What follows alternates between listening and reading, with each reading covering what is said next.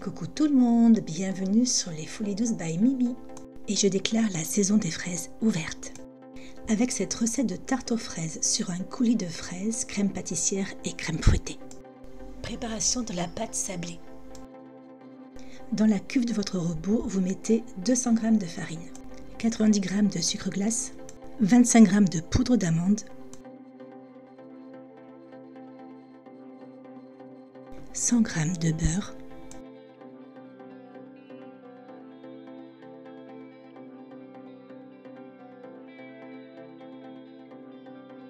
une pincée de sel,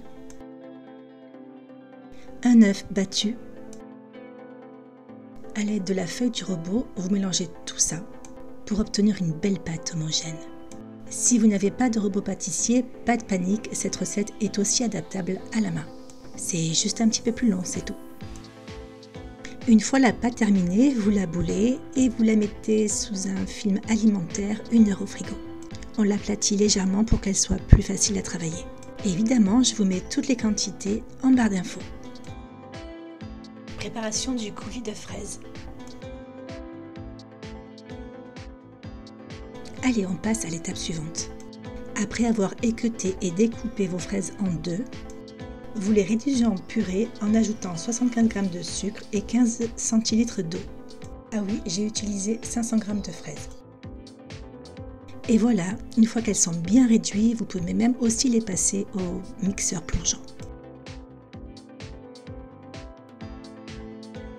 On réserve le coulis de fraises dans un plat jusqu'à total refroidissement. À température ambiante, bien sûr.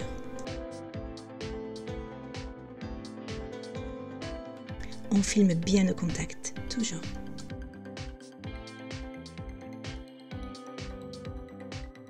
Alors, pour les personnes un peu pressées comme moi, aujourd'hui, j'ai utilisé la crème pâtissière instantanée. C'est Elsa qui fait ça, même si c'est la première fois que j'utilise. Je peux vous dire qu'en termes de goût, c'est tout à fait bluffant. Vous avez juste à mélanger 50 centilitres de lait froid avec la préparation instantanée. On mélange au fouet et on laisse reposer 20 minutes au frigo. Et la crème pâtissière est prête à l'emploi.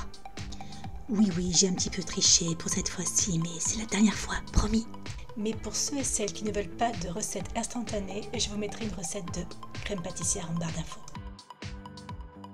Allez, on continue sur un plan de travail bien fariné, on étale la pâte.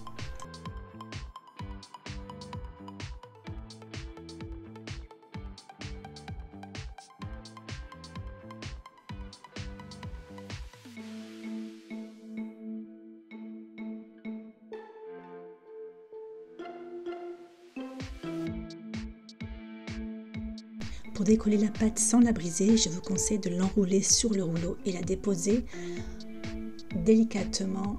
Là, j'ai utilisé un cercle à pâtisserie de 24 cm. Et pensez à liker, à vous abonner, à partager et mettre un petit commentaire, c'est pas une option non. Et activez bien sûr la petite cloche pour recevoir mes prochaines gourmandises en vidéo. On colmate bien les bords.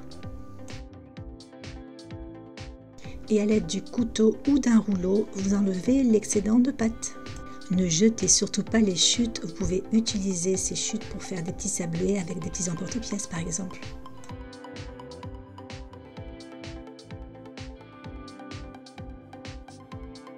Pensez à piquer votre fond de tarte à l'aide d'une fourchette pour éviter qu'elle ne gonfle à la cuisson.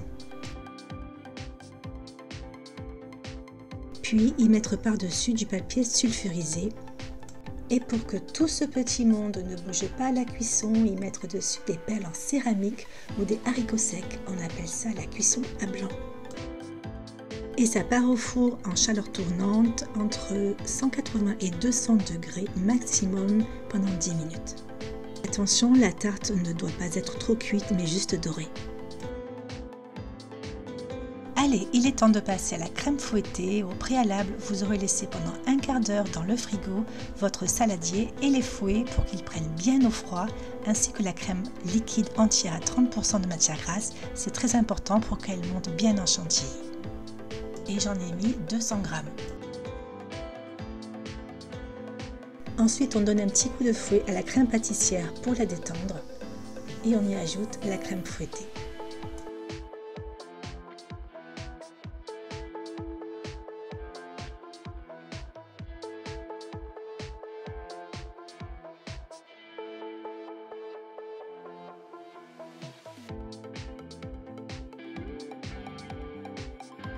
On y verse la deuxième moitié, on mélange bien et votre crème pâtissière et crème fouettée est terminée. Pour le finish, allez-y délicatement pour ne pas faire retomber la crème fouettée.